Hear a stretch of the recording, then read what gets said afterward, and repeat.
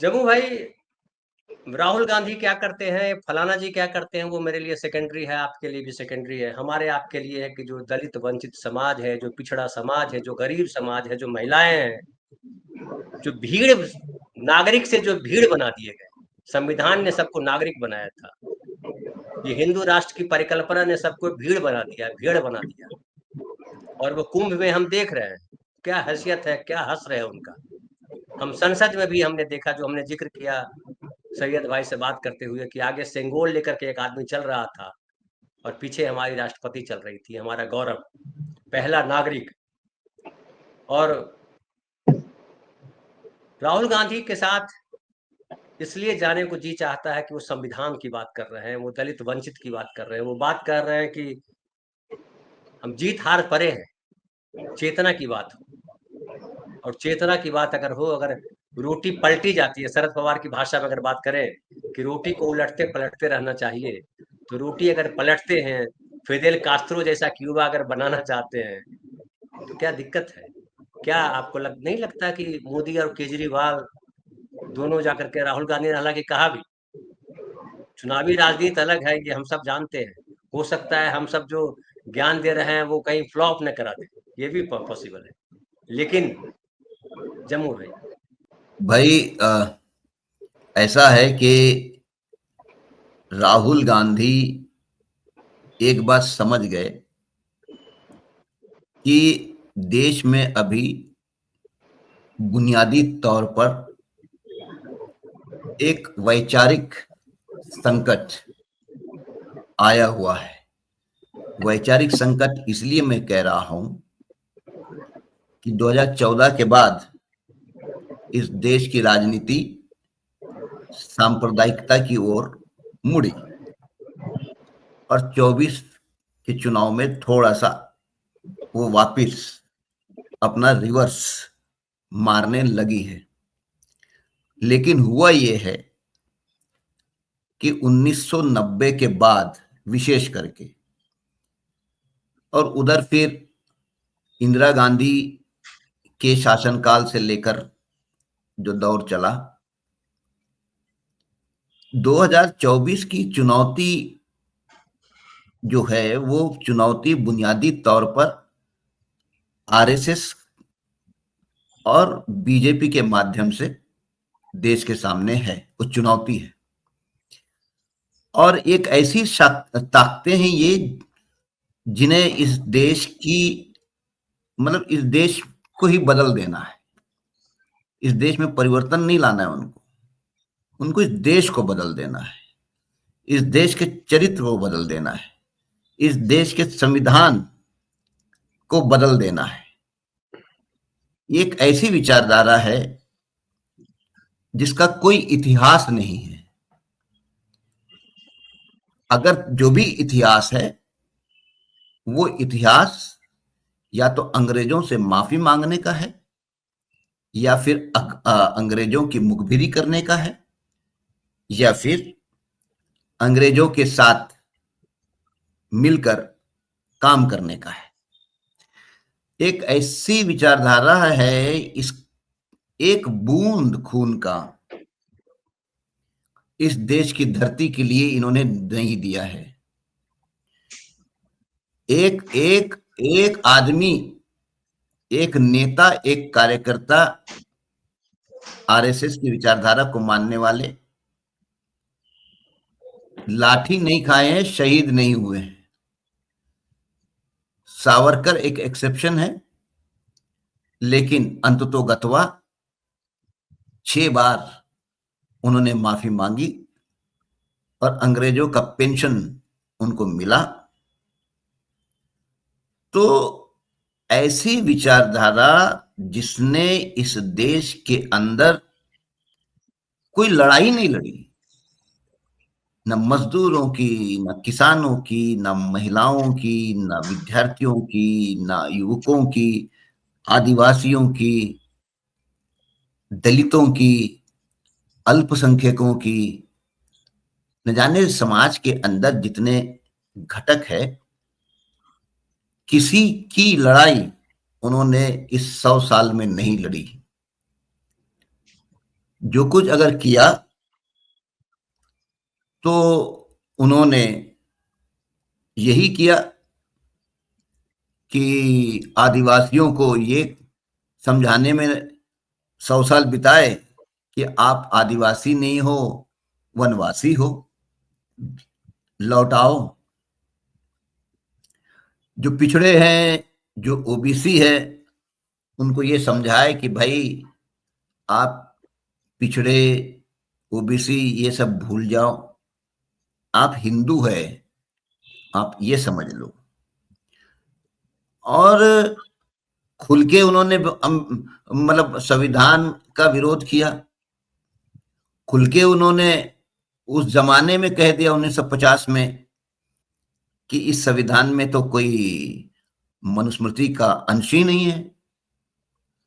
उन्होंने भी नहीं छुपाया, लेकिन उनके पास जनमत कुछ नहीं था।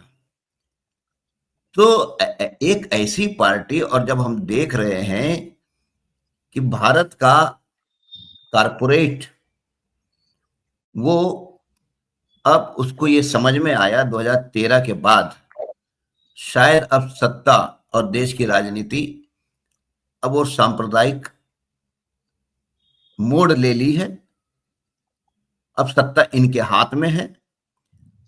इसीलिए इस सत्ता के साथ अब जो है हमें एक हो जाना है, और इतना एक हो जाना है कि अब इनको इतनी फंडिंग करना है कि ये पार्टी भी चले, भारतीय जनता पार्टी। मजाक है, आज भारतीय जनता पार्टी के अकाउंट में इलेक्ट्रल बॉन्ड और ये सब पकड़ पुकड़ के 10,000 करोड़ से ज्यादा है। तो देश का कारपोरेट फासीवाद के साथ मिल गया है, और हम देख रहे हैं कि इस 10 वर्षों में जो हाल है, क्योंकि इस शक्ति के पास पर्यायी कोई आर्थिक नीति नहीं है। अगर कोई आर्थिक नीति है तो वो घोर निजीकरण के पक्षधर और साम्राज्यवाद के और पूंजीवाद के घोर पक्षधर है। ये तो बहलाने के लिए स्वदेशी की बात है। 2014 के बाद अब कोई स्वदेशी की बात नहीं कर रहा है। और उनका ये भी मानना हो सकता है कि भाई स्वदेशी का मानना ये हो सकता है कि भाई अडानी अंबानी को देश सौंप दो तो स्वदेशी है, क्योंकि अडानी अंबानी ये कोई अमेरिकन तो नहीं है, ये कोई इंग्लैंड और जर्मनी और जापान, फ्रांस, इटली इसके तो है नहीं, ये तो अपने ही देश के हैं। तो हाँ, लेकिन अब जो खाली ये करते हैं कि सामान बाहर से लाते हैं और यहाँ बेच देते हैं, यहाँ से फिर दूसरे देश में भेज देते हैं इंडियन बना करके, इतना ही करते हैं। मतलब एक समय था कि वो स्वदेशी की मतलब स्वदेशी को लेकर जो लोगों के बीच में कहते थे कि अपने ही गांव में बना हुआ, अपने घरेलू उद्योग में बने हुए वस्तुओं का इस्तेमाल करो, और विदेशी इस्तेमाल और विदेशी वस्तुओं में सिर्फ चाइना का बहिष्कार करो, बाकी सब रहने दो, चाइना जो है उसका बहिष्कार करो। मैं परेशान हो गया। मैं तो पिछले 2014 के बाद घरेलू उद्योग, कुटीर उद्योग, सूक्ष्म और मध्यम उद्योग, ये सब स्वदेशी के बलस्तान थे अर्थव्यवस्था में, तो पूरा खत्म ही हो गया। लेकिन वो स्वदेशी जागरण मंच कहाँ घूम हो गया ये पता नहीं चल रहा। 10 साल में वो घूम हो गया। तो अब जो 90 के बाद फिर 2014 के बाद, उसको बेच करके उसको चाइना में बेच करके फुल पैंट खरीदिए, कहाँ गुम हो गया नहीं। अरे मतलब वो चाइना प्रेमी हो गया। मतलब जो जहर उगले थे अंततोगत्वा वो चाइना की गोद में जाके बैठ गए। लेकिन स्वदेशी जागरण मंच तो अभी कुछ बोलने की स्थिति में नहीं है। अब इतना ही रह गया है कि आधिकारिक रूप से ऐलान कि भाई हमने उसको विसर्जित कर दिए, अब स्वदेशी जागरण मंच चलाने की कोई प्रासंगिकता नहीं है, इतना ही बस वो नहीं बोल रहे हैं। लेकिन मुख्य मुद्दा ऐसा है कि ये जो पूरा माहौल है, इस अर्थव्यवस्था और राजनीति और वैचारिकता का मुकाबला करें कौन? वैचारिक स्तर पे हो या ऐतिहासिक स्तर पे हो, इस वर्तमान परिस्थिति का मुकाबला नैतिकता के तकाजे से भी अगर देखें तो कांग्रेस पार्टी और कम्युनिस्ट पार्टी को करना है। क्यों? क्योंकि ये दो पार्टियां हैं जिनका खून इस देश की जमीन पर, जिसको बोलते हैं ना, सींचा गया है, खून शामिल है। इनका इतिहास, इनका भूगोल, मतभेद अपनी जगह, लेकिन इतिहास है।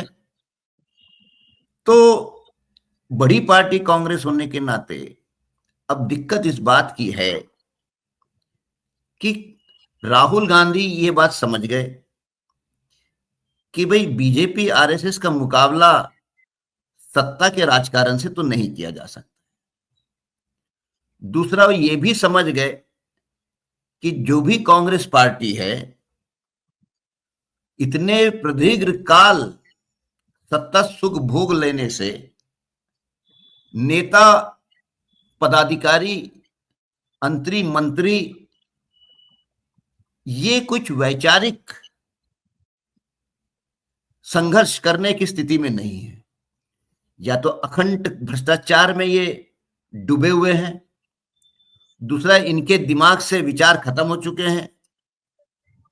ये तो अब सत्ता के इतने ये हो गए हैं भोगी, तो अब ये बात तो बननी नहीं है। और राहुल गांधी को ये भी समझ में आया कि इसका मुकाबला कैसे करें, ने पार्टी के अंदर पार्टी की स्थिति से मुकाबला कैसे करें, पार्टी के बाहर जो चुनौती है उसका मुकाबला करने के लिए पार्टी को तैयार करना है। अंदरूनी ढंग से पार्टी उसके लिए तैयार नहीं है। तो उन्होंने पार्टी का जो संगठनात्मक और संवैधानिक जो ढांचा है, उस ढांचे के चक्कर में नहीं फंसे। उसको उन्होंने उससे छलांग लगा दी और सीधा लोगों के बीच में चले गए। राहुल गांधी को ये भी इस बात का, जिसको कहते हैं अंदाजा, कि भाई अब हमारे पार्टी के अंदर लोकप्रिय नेता वगैरह बचे नहीं हैं, ये कुछ राज्य के छत्र तक सीमित है, पर जनमानस को प्रभावित करने वाले अब हमारे पार्टी में नहीं है। और उनको उनकी ताकत का भी एहसास था। और गांधी घराने का जो एक भारतीय जनमानस, भारतीय समाज मानस, भारतीय राजनीति में जो स्थान है, उनको इस बात का यकीन था कि अपनी एनर्जी पार्टी के अंतर्गत रहकर बदलाव करने में व्यर्थ हो जाएगी। ना पार्टी बदलेगी, ना पार्टी में कुछ नया होगा, और मेरी उम्र चले जाएगी। क्यों? क्योंकि आए दिन 2014 के बाद जो हमला हो रहा है कि 70 साल से कुछ नहीं हुआ, 70 साल से कुछ नहीं हुआ, हर समस्या के लिए उन नेहरू, तो इसका मुकाबला कैसे करेंगे आप? तो राहुल गांधी इस बात को समझ गए कि मैं अकेला भी कुछ नहीं कर सकता, क्योंकि अंततोगत्वा पार्टी के बगैर ये भी नहीं होगा, पार्टी तो अनिवार्य घटक है। तो फिर वो इस बात को समझ गए कि 2014 में जो परिणाम आए हैं वो कांग्रेस को प्रमुख विपक्षी दल बन गई 2024 में 45 से 99, और वो सांगली के एक मिला के 100, 45 से 52 और उसके बाद 99 2024 में। हाँ सॉरी, हाँ मैं अगर उसको 2014 को एक कट ऑफ ईयर मान लूं तो 45 से 2014 से 2024, तो 45 से 100। तो कांग्रेस, राहुल गांधी के समझ में आया है कि कहीं ना कहीं कांग्रेस रिवाइव हो रही है। और 2029 यानी चुनाव के परिप्रेक्ष्य में देखा जाए तो राहुल गांधी 2029 को ध्यान में रखते हुए अपनी बातें कर रहे हैं, और राहुल गांधी ये भी समझ रहे हैं कि मैं अगर घोर वैचारिक भूमिका ले रहा हूं तो पार्टी भी तो उस लायक, उसके अनुरूप तैयार हो, और तो पार्टी वो खड़ा कर रहे हैं कांग्रेस में। मतलब आफ्टर नेहरू, कांग्रेस के किसी नेता को ये लग रहा है कि कांग्रेस को भी अंततोगत्वा विचारधारा पे ही खड़ी होनी पड़ेगी। सरकार बनेगी तो उसकी नीतियां अपनी जगह होगी, लेकिन कांग्रेस का मतलब सत्ता नहीं है। कांग्रेस का मतलब एक प्रवाह है जिसकी अपनी एक विचारधारा है। अर्थात कांग्रेस एक मोनोलिथिकल पार्टी नहीं है, उसमें अन्य विचारों के भी लोग हो सकते हैं, लेकिन जो परिणाम कारक विचार, डोमिनेंट विचार जो थी सेक्युलर, सोशल जस्टिस, डेमोक्रेटिक और वेलफेयर, ये डोमिनेटिंग फोर्स अगर कांग्रेस के अंदर वापस स्थापित होगी तो ही कांग्रेस के अंदर वो जो बाकी जो छोटे मोटे शक्तियां हैं वो कंट्रोल में रह सकती है। हुआ ये कि कांग्रेस विचारधारा से हट जाने से 90 के बाद कांग्रेस के अंदर ग्लोबलाइजेशन के समर्थक पार्टी में कब्जा कर लिए और उन्हें कहा कि भाई विचारधारा की बात मत करो, ग्लोबलाइजेशन अब एकमात्र अपना विकास का रास्ता है।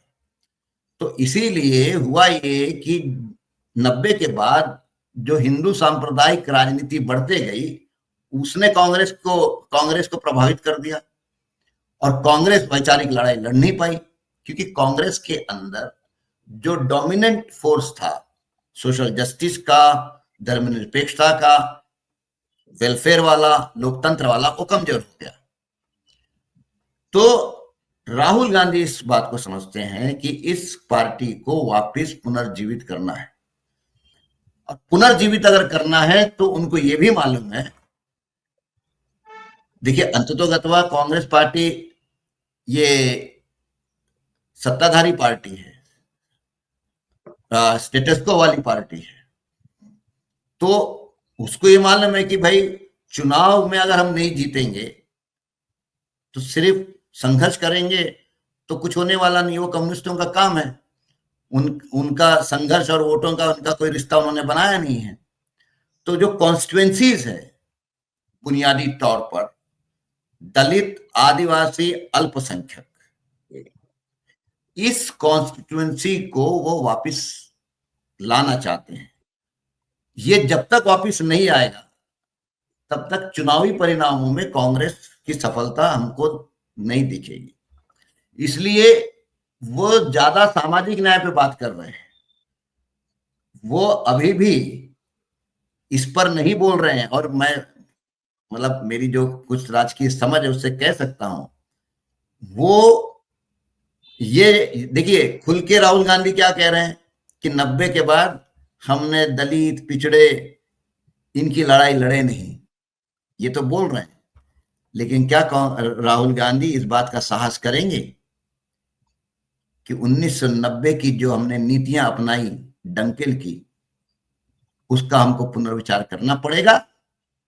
और डंकेल और ग्लोबलाइजेशन की जो नीति है वही अंततोगत्वा कल्याणकारी नीतियों के विरोध में थी, वही तो नीतियां थी जो निजीकरण के पक्षधर थी। तो वो ये जानते हैं कि अर्थव्यवस्था की बात वो ज्यादा स्पष्ट रूप से कह नहीं पाएंगे क्योंकि अल्टीमेटली वो एक रूलिंग क्लास है। तो राहुल गांधी वैचारिक संघर्ष, हालांकि उन्होंने ये भी उसमें कहा है कि 90 के दशक में हमारी पार्टी ने कई गड़बड़ियां की, उसको ठीक किए जाने की जरूरत है। अब डंकल है उसमें या नहीं है मुझे नहीं पता, वो तो नहीं, जब दलितों के संदर्भ में कहा, जब आपसे बात होगी तब पता चलेगा। दलितों के संदर्भ में कहा। देखो एक पॉलिटिकल कार्यकर्ता होने के नाते नहीं, दलितों के संदर्भ में भी कहा, खाली व्यवहार के नहीं, डंकल आने से कई चीजें बदली सोसाइटी में, उसका असर दलितों पे भी पड़ा, वंचित समाज पे भी पड़ा। बिल्कुल। तो खैर वो अलग डिबेट है। तो हाँ, हाँ, तो इसीलिए राहुल गांधी बेसिकली कांग्रेस का सामाजिक जनाधार, उसको वो वापिस लाने की कवायद में है। और क्योंकि हिंदू राष्ट्र की बात करने वाले सांप्रदायिक शक्तियां अंततोगत्वा कांग्रेस का जो सामाजिक जनाधार था उसको उन्होंने छीना है। और आरएसएस और बीजेपी से अगर वो सामाजिक जनाधार को वापस लाना होगा तो फिर ये वैचारिक संघर्ष किए बगैर, सामाजिक रूप में वैचारिक संघर्ष किए बगैर कैसे वो पिछड़ा, वो कैसे वो दलित, वो कैसे वो आदिवासी आरएसएस को समझ पाएंगे। तो Rahul Gandhi in that sense वो सांप्रदायिकता के खिलाफ बड़े मजबूती के साथ, बहुत मजबूती के साथ खड़े हैं। और वो ये समझते हैं कि इस वक्त हमारा पहला दुश्मन, देश के सामने अगर सबसे बड़ा दुश्मन, नंबर 1 का दुश्मन अगर कोई है, वो है फासीवाद, सांप्रदायिकता। तो इसीलिए राहुल गांधी ने उस चुनौती को अपने वरिष्ठता में, मतलब प्रायोरिटी में नंबर 1 बना, क्योंकि इस विचारधारा, आरएसएस की विचारधारा ये इस देश को नकारती है। आरएसएस की विचारधारा इस देश की संविधान को नकारती है। आरएसएस की विचारधारा गंगा जमनी संस्कृति को नकारती है। आरएसएस की विचारधारा समानता, बंधुत्व, इसको नकारती है। लेकिन धर्म का चोला पहन लेने से बहुसंख्यक समाज का जो सामाजिक ये है वो उसका विक्टिम हुआ है। अब उस विक्टिम को बाहर निकालना जो है वो वैचारिक लड़ाई के बगैर नहीं हो सकता। सत्ता से वो बाहर निकल नहीं सकते, क्योंकि ये सोच का सवाल है। आरएसएस का मुकाबला करने के लिए कांग्रेस वालों को पढ़ना पड़ेगा, और वो तो आदत बदल गई, वो तो बदल गई। और फासिज्म का मुकाबला, सांप्रदायिकता का मुकाबला होने के लिए बहुत सिंसियरिटी, जिसको कहते हैं, लगने वाली है। ये इधर कुछ बोल दिए और उधर कुछ बोल दिए, इसलिए आप देखते हैं ना, कांग्रेस वाले जब भाषण करते हैं तो उनके पास वो भाषा ही नहीं है वैचारिक। तो इसके लिए एक नया कांग्रेस बनाना ये समय की मांग है। देश मांग रहा है कि कांग्रेस चाहिए, लेकिन बदला हुआ कांग्रेस चाहिए। देश और समाज मांग रहा है कि कांग्रेस चाहिए, लेकिन नेहरू वाला कांग्रेस चाहिए। तो वो जो समय की जो पुकार है, उस पुकार को राहुल गांधी बहुत शिद्दत से लड़ रहे हैं। पार्टी के अंदर भी लड़ रहे हैं, पार्टी के बाहर तो लड़ ही रहे हैं। एक नई कांग्रेस वो तैयार करना चाहते हैं, करना पड़ेगा। लेकिन अंत तो गत्वा ये पूरी लड़ाई, मैं कहना चाहता हूं, भरत भाई इससे सहमत होंगे, कितनी भी कांग्रेस बदल जाए तो अकेली कांग्रेस इस चुनौती का मुकाबला नहीं कर पाएगी। जिस प्रकार से अंग्रेजों का मुकाबला अकेली कांग्रेस नहीं कर पाई, उस समय जो और भी संघर्ष थे, कम्युनिस्टों का संघर्ष था, किसानों का संघर्ष था, मजदूरों का संघर्ष था, विद्यार्थियों का संघर्ष था, लेखकों, सैयद भाई है, धनंजय भाई आप तो बॉलीवुड के, इप्टा का जो कंट्रीब्यूशन रहा है, 1936 में इप्टा बनी थी, तो इप्टा कांग्रेस वालों ने नहीं बनाई थी, इप्टा को कम्युनिस्टों ने बनाया था। प्रगतिशील लेखक संघ, ये कांग्रेस ने नहीं बनाई थी, ये कम्युनिस्टों ने बनाई थी। ऑल इंडिया स्टूडेंट फेडरेशन, ये कांग्रेसियों ने नहीं बनाई थी, 1936 में कम्युनिस्टों ने बनाई थी। एआईटीयूसी, मजदूरों का संगठन, 1920, कांग्रेसियों ने नहीं बनाई, उसमें कांग्रेसी शामिल थे, लेकिन कम्युनिस्टों ने बनाई थी। किसान सभा 1936, सहजानंद सरस्वती, कम्युनिस्टों ने बनाई। जम्मू भाई, ये मैं इसलिए कह रहा हूं। आपने आपने एक बात कही थी मुझे फोन पे बात करते समय, वाटसन की बात की थी, तो वो हाँ, जरा बोलिए, वो लाइन ऐड कीजिए। तो ये जो संघर्ष है, इस संघर्ष में कम्युनिस्टों की भूमिका, क्योंकि अंततोगत्वा 90 से लेके आज तक और भविष्य में भी वैचारिक संघर्ष, नीतियों का संघर्ष, अगर समय समय पर जमीनी लड़ाई लड़ते रहे हैं तो आज भी आप कोई सहमत हो या ना हो, लेकिन संघर्ष के मैदान में सिर्फ कम्युनिस्ट रहे हैं।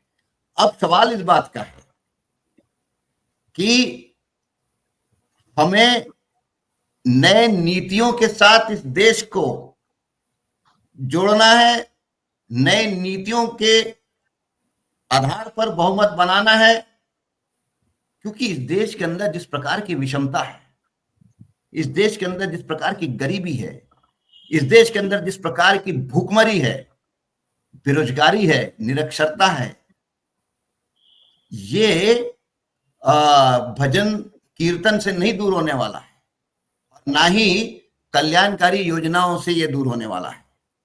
क्योंकि सवाल ऐसा है कि आप भोजन दान करके इस देश की भूखमरी और इस देश की भूख मिटा नहीं सकते, नाम कमा सकते हैं, लेकिन अंततः तो ये सवाल खड़ा होने वाला है। क्योंकि मेरे को याद आ रहा, आपने अच्छे से याद दिला दिए, ब्राजील के एक बिशप थे, और लैटिन अमेरिकन कंट्रीज के जो बिशप है वो बड़े क्रांतिकारी बिशप है, वो लड़ाई लड़ते हैं, रेडिकल है। तो रॉबर्टसन है, जिनकी गोली मार के हत्या कर दी गई थी, उन्होंने बहुत अच्छा वाक्य, और ये भी मुझे अचानक, मैं एक नागपुर में अंदर एक मिशनरी थे, थोड़े से प्रगतिशील सोच के थे, उनके जब घर गया तो उनके घर के दीवार में वो बहुत बड़ा उनका एक घोष वाक्य रॉबर्टसन का लिखा हुआ लटका के रखे थे उन्होंने, मैंने पढ़ा, गजब का था। उसमें ये लिखा था, रॉबर्टसन कहते हैं, जब मैं भूखों को खाना खिलाता हूं तो लोग मुझे संत कहते हैं, और जब मैं ये सवाल खड़ा करता हूं कि भूखों का अनाज किसने छीन लिया तो लोग मुझे कम्युनिस्ट कहते हैं। तो मुद्दा ये नहीं है कि गरीबों की भूख भोजन दान से मिटाया जाए। सवाल इस बात का है, अगर देश के अंदर गोदाम भरे हुए हैं तो फिर लोग भूखे क्यों हैं? सवाल यह है कि उन गरीबों के पेट से उनका हिस्से का अनाज किसने छीन लिया है। तो हमें बुनियादी परिवर्तन करना होगा। 75-80 साल के देश में अब ये नहीं चलेगा कि ये देश गरीबी, भूखमरी, बेरोजगारी, विषमता के दलदल में फंसकर कल्याण करने से ये नहीं होने वाला है। इसमें आपको अमूलचूल बदलाव करने पड़ेंगी, और इस देश के संसाधनों का बंटवारा, इस देश के अंदर संसाधनों का जो इस्तेमाल है, इस देश के आखिरी आदमी के जीवन में बदलाव लाने के लिए करने की नीतियां जब तक लाई नहीं जाएगी तब तक नहीं होने वाला है।